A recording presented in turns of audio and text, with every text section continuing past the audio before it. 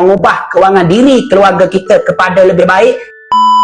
Tuan puan, kita buat tabungan emas melalui syarikat Public Go ni, kita dapat dua perkara.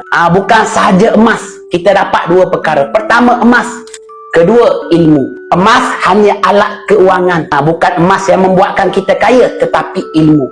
Jadi kita buat tabungan emas melalui syarikat Public Go, kita dapat dua perkara. Pertama, emas. Kedua, ilmu. Emas hanya alat keuangan yang membuatkan kita kaya, yang mengubah kewangan diri keluarga kita kepada lebih baik adalah ilmu.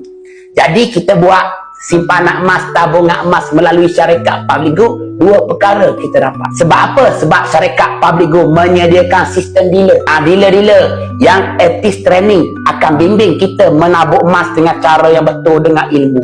Bukan bermaksud saya nak tuan puan menabung bawah bimbingan saya tak kisah.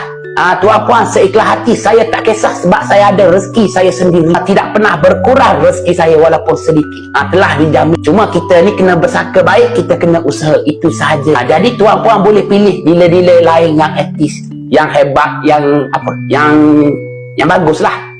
Yang bagus, tak kisah. Cuma saya nak bagi tahu, kalau kita menabung emas melalui syarikat Public Go, pertama kita dapat emas, kedua kita dapat ilmu. Cuma kita kena pilih dealer yang etis training, yang selalu buat konten, yang selalu buat live. InsyaAllah lah mereka mampu bimbing kita buat tabungan emas dengan cara yang betul, dengan ilmu. Jadi tuan puan, nak saya bantu nak jadi salah satu bawah bimbingan saya, tuan puan kena buka akaun emas secara percuma, tak payah bayar. Pergi saja dekat profile TikTok saya, buka saja akaun emas secara percuma, insyaAllah.